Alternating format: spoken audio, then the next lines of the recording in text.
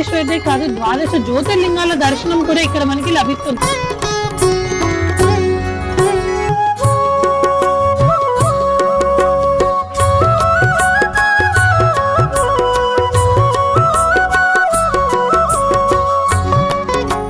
విశేషం ఏంటంటే ఏ సిద్ధాంతి కూడా ఈ స్వామివారి ప్రతిష్ట ముహూర్తం పెట్టలేదు.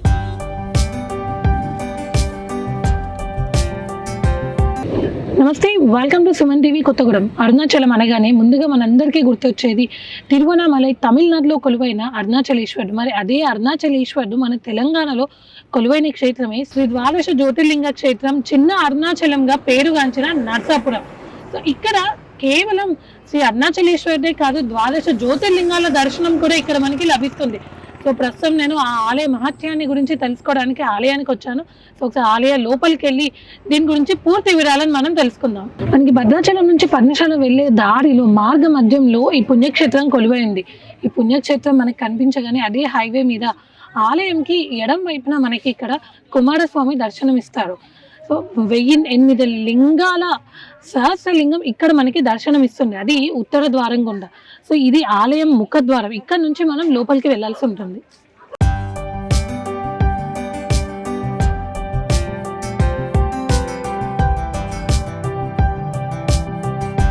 అరుణాచలేశ్వరుడు ఉద్భవించిన సమయంలోనే మనకిక్కడ ఈ ఆలయ స్థాపన అనేది జరిగింది. అయితే కేవలం ఇక్కడ మనకి సహస్రలింగం మాత్రమే కాదు, అష్టదిక్పాలక లింగాలు, ద్వాదశ జ్యోతిర్లింగాలు, రకరకాల శివలింగాలని మనం ఈ ఆలయంలో దర్శించవచ్చు. మనం అరుణాచలంలో ఎలా అయితే అరుణగిరి ప్రదక్షిణ చేస్తామో, మనం ప్రదక్షిణ చేసే సమయంలో ఏ అష్టదిక్పాలక లింగాలు మనకి దర్శనం ఇస్తాయో అదే విధంగా ఇక్కడ ఒక ప్రదక్షిణ మార్గం అనేది ఉంది. దీని చుట్టూ మనం ప్రదక్షిణ చేసినప్పుడల్లా మనకి అష్టదిక్పాలక లింగాలు ఇక్కడ కూడా మనకి దర్శనం ఇస్తాయి. ఈ అష్టదిక్పాలక లింగాలలో ముందుగా మనకి ఇక్కడ దర్శనం ఇచ్చేది అగ్నిలింగం. అంటే మనం అరుణాచలంలో ఇక్కడ ప్రతి ఒక్క లింగం కూడా మనం నిజంగా అరుణాచలంలో చూస్తే ఏ విధంగా ఉంటుందో ఇక్కడ కూడా అదే విధంగా ప్రతిష్ఠించారు. సో ముందుగా మనకి దర్శనం ఇచ్చేది అగ్నిలింగం. అగ్నిలింగం తర్వాత ఇంకొక దిక్పాలక లింగం మనం చూసే ముందు ఇక్కడ మనకి దర్శనం ఇచ్చేవారు శ్రీ గురువర్యులు భగవాన్ రమణ మహర్షుల వారు. తర్వాత మనం చూడబోయే అష్టదిక్పాలక లింగం యమలింగం. యమలింగం తర్వాత మనం చూడబోయే అష్టదిక్పాలక లింగం ఏంటో చూద్దాం రండి.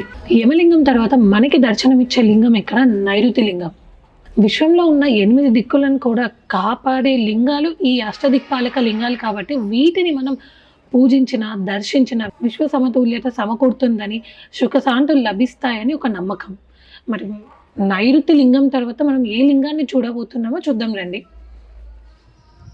సూర్యనారాయణతో సమానమైన సూర్యలింగం. తర్వాత మనం చూసే లింగం వర్ణలింగం. వర్ణలింగం తర్వాత మనం ఈ మార్గం గుండా బయటకు వెళ్తే మిగిలిన అష్టదిక్పాలక లింగాలు మనకి ఇక్కడ దర్శనం ఇస్తాయి.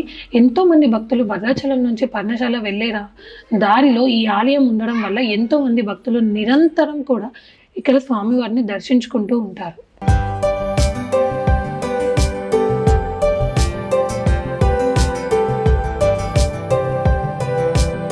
ఎడం పక్కన ఇక్కడ మనకి పృథ్వీలింగం, వాయులింగం, జలలింగం అని 3 రకాల లింగాలు 3 విధాలుగా మనకి ఇక్కడ దర్శనం ఇస్తాయి.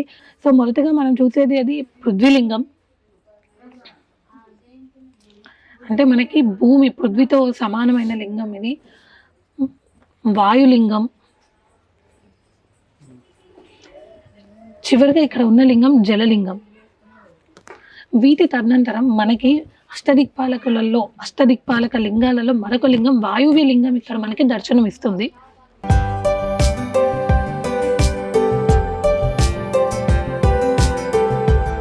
అరుణాచలంలో మోక్షలింగం గుండా ప్రయాణిస్తే మోక్షం పొందుతారు అనే ఒక నమ్మకం ఉంది. అదే విశ్వసనీయతో ఇక్కడ కూడా మనకి ఇక్కడ అష్టదిక్పాలక లింగాలలో ఒకటైన మోక్షలింగం ఇక్కడ మనకి దర్శనం ఇస్తుంది. సో ఎంతో మంది భక్తులు దీని గుండా కూడా ప్రవేశించి మోక్షాన్ని పొందుతూ ఉంటారు. సో అష్టదిక్పాలక లింగాలు అయితే మనకి అరుణాచలంలో ఏ విధంగా అయితే దర్శనం ఇస్తాయో అదే విధంగా ఇక్కడ ఉన్నాయి. అంటే వాటి చుట్టూ మనం ఒకసారి ప్రదక్షిణ చేస్తే అష్టదిక్పాలక లింగాలని చూడడంతో పాటు మూల విరాట్గా ఉన్న కొలువై ఉన్న శ్రీ సహస్రలింగం 1008 లింగాలతో కూడిన సహస్రలింగం గిరి ప్రదక్షిణ కూడా మనకి అయిపోయినట్టు. అంటే అరుణాచలంలో చెప్పారు, ఒక్కసారి గిరి ప్రదక్షిణ చేసిన 1008 లింగాల చుట్టూ ప్రదక్షిణ చేసిన అది అరుణాచలం గిరి ప్రదక్షిణతో సమానం. 12 జ్యోతిర్లింగాల భారతదేశ రాష్ట్ర వ్యాప్తంగా కూడా కొలువై ఉన్న 12 జ్యోతిర్లింగాల దర్శనం చేసుకున్నాం. వాటికంటే ముందు ఇంకా ఈ ఆలయంలో ఏ ఏ దేవతామూర్తుల విగ్రహాలు ఉన్నాయో చూద్దాం.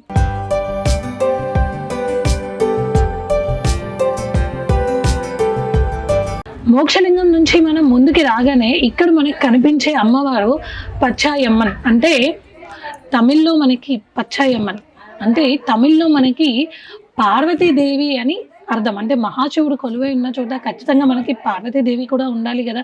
సో ఇక్కడ మనకి కొలువై ఉన్న అమ్మవారి పేరు పచ్చాయమ్మన్.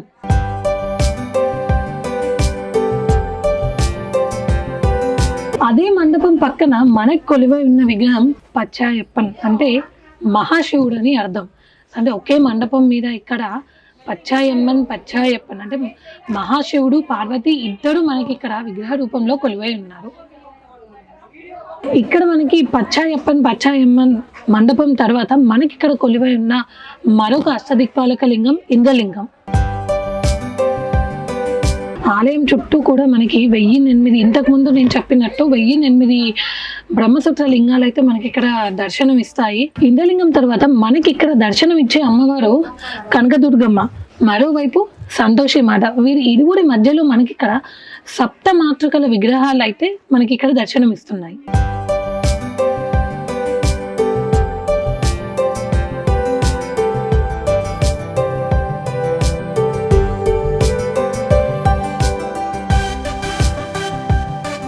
సప్తమాతృకల ఎదురుగా మనకి ఇక్కడ ఆది అన్నమలైగా ఉన్న మరకత లింగం మనకి ఇక్కడ దర్శనం ఇస్తుంది.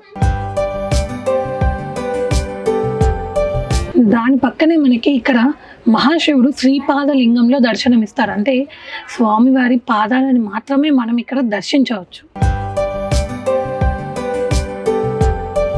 సో మనకి పాదలింగం తర్వాత మనకి దర్శనం ఇచ్చే దేవతామూర్తి భూతనారాయణుడు.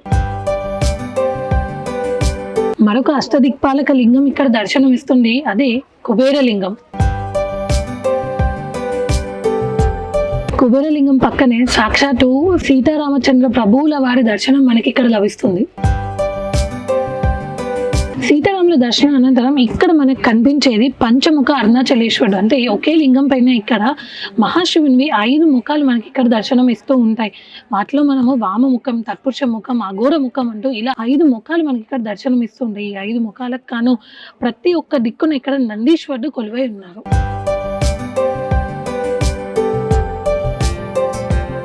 పంచముఖ అరుణాచలేశ్వరుడికి ఎదురుగానే మనకి ఇక్కడ అద్దాల మేడ ఒకటి కనిపిస్తుంది. ఒకసారి లోపలికి వెళ్ళి చూద్దాం.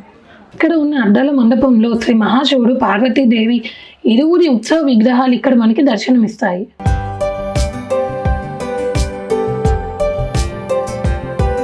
అద్దాల మండపం దాటుకొని మనం ముందుకు రాగానే ఇక్కడ మరొక అష్టదిక్పాలక లింగం అయితే మనకి దర్శనం ఇస్తుంది, అదే ఈశాన్య లింగం.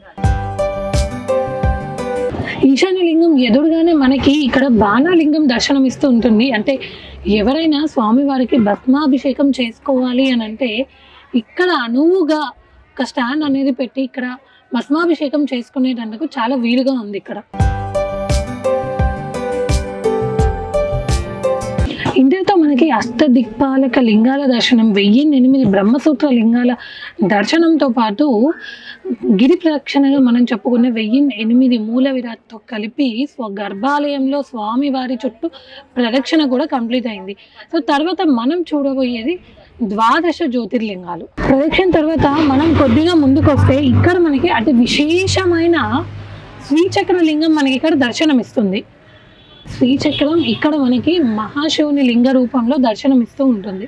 దాని తర్వాత మనకి ఇక్కడ మహాశివుని ఉగ్ర రూపంగా మనం చెప్పుకునే వీరభద్ర స్వామి దర్శనం ఇస్తారు. వీరభద్రుడి దర్శనం అనంతరం ఇక్కడ మనకి దర్శనం ఇచ్చేది అపమృత్యు భయాలని తొలగించే మృత్యుంజయ స్వామి.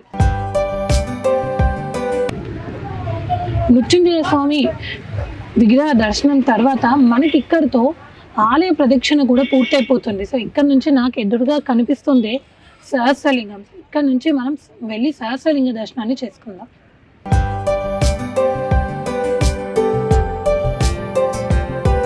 సో స్వామివారిని దర్శించుకునే ముందు ఇక్కడ మనం ఒక్కసారి ద్వాదశ జ్యోతిర్లింగాల దర్శనం మనం చేసుకుని ఫైనల్గా స్వామివారిని దర్శించుకుందాం.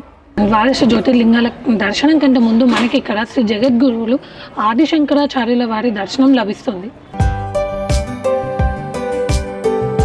ఇది ద్వాదశ జ్యోతిర్లింగాలకి ఎంట్రన్స్. సో మనకి ఇక్కడ రాగానే ఏ రాశి వారు ఏ జ్యోతిర్లింగాన్ని దర్శించుకోవాలి, దాని ప్రాంతం ఎక్కడ, దానివల్ల ఫలితాలు ఏంటి అనేది మనకి పూర్తి డీటెయిల్స్ అయితే ఇక్కడ ఇచ్చారు. సో ఒకసారి వెళ్ళి ద్వాదశ జ్యోతిర్లింగాల దర్శనం మనం చేసుకుందాం.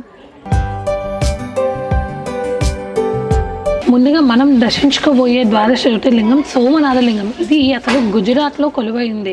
సో ఈ లింగాన్ని మనం పూజించడం ద్వారా దీర్ఘకాలిక రోగాలు ఏవైనా ఉన్నా కూడా అవి నయం చేయబడతాయి.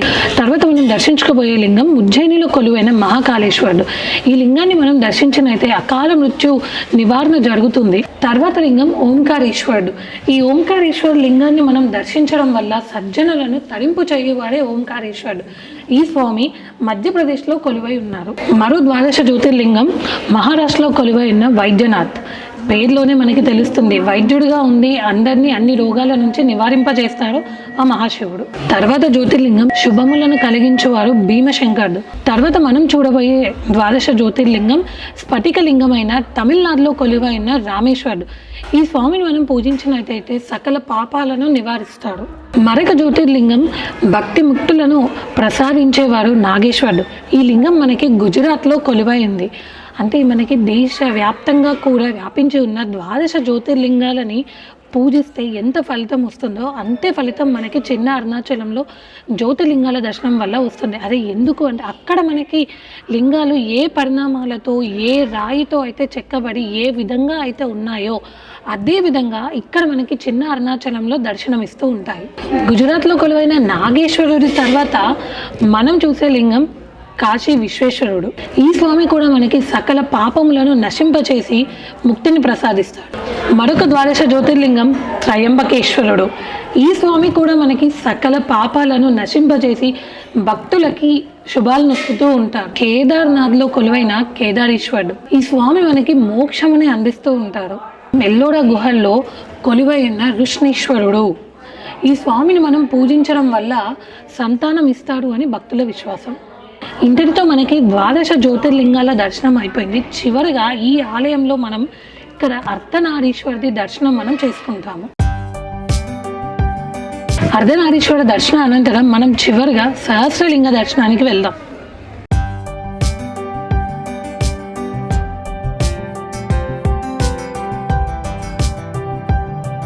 సో ప్రస్తుతం నేను ఆలయ వ్యవస్థాపకులు శ్రీ శివనాగస్వామి వారితో ఉన్నాను. ఒక్కసారి వారితో మాట్లాడి ఆలయం గురించి మరిన్ని విశేషాలను మనం తెలుసుకుందాం. స్వామి నమస్కారం. స్వామి, చిన్న అరుణాచలం చాలా తక్కువ టైంలోనే చాలా ప్రఖ్యాతిగాంచింది. ఈ ఆలయం యొక్క విశేషాన్ని వివరిస్తారా? అంటే ఈ ఆలయం వచ్చేసి మనకి చెన్నైలో పెద్ద అరుణాచలం ఉంటుంది. పెద్ద అరుణాచలం వెళ్ళలేని వాళ్ళు ఈ చిన్న అరుణాచలం వచ్చినట్లయితే అక్కడ ఏవైతే మనం దర్శనం అవుతాయో వాటన్నిటిని కూడా ఇక్కడ దర్శనం చేసుకోవచ్చు.